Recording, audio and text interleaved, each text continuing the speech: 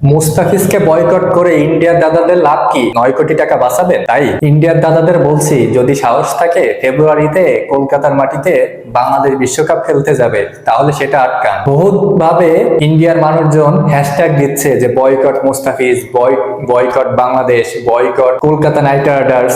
অনেক রকম বক্তৃতা আসতেছে, অনেক রকম কথা আকাশে বাতাসে ভাসতেছে। আরে বাবা, আমি বুঝলাম না, মুস্তাফিজকে 9 কোটি টাকা দিয়ে নিয়েছে, আপনাদের ভিতরে জ্বালানি শুরু হয়ে গেছে, জ্বলতেছে যে এত টাকা কেন দিয়ে নেওয়া হলো। হ্যাঁ, তাকে হয়তো বা 2 কোটি, 2.5 কোটি বা 3 কোটি টাকা দাম হইলে হয়তো বা এই কথাগুলো আসতো না, বা তাকে বয়কটের ডাকও দিতে দেওয়া হইতো না।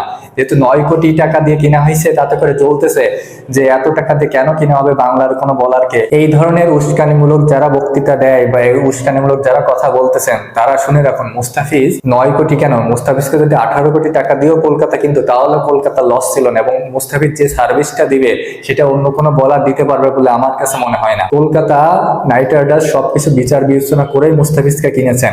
আপনারা যে যারা এই উগ্র কথাবার্তা বলছেন এবং যারা এই দেশকে তাচ্ছিল্য করতেছেন, তারা খুব শীঘ্রই উচিত জবাবটা পেয়ে যাবেন।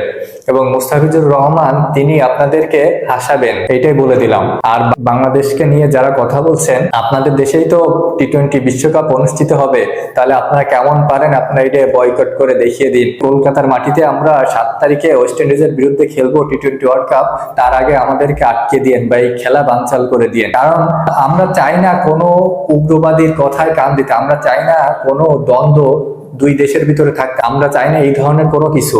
কিন্তু ক্রিকেট নিয়ে যে ধরনের মাতলামি, যে ধরনের নোংরামি শুরু হয়েছে, তাতে করে এই কথাগুলো বলতে বাধ্য হচ্ছি যে এই কথাগুলো কোনো যুক্তিকতা নেই। অবশ্যই মুস্তাফিজ এই টাকার প্রাপ্য দাবিদার এবং অবশ্যই মুস্তাফিজ আইপিএল খেলার সর্বোচ্চ দাবিদার। যারা এগুলো নোংরামি করতেছেন অবশ্যই বাদ দিবেন এবং আশা করি দুই দেশের ভিতরে সুন্দর সম্পর্ক গড়ে তুলতে সহযোগিতা করবেন। ধন্যবাদ।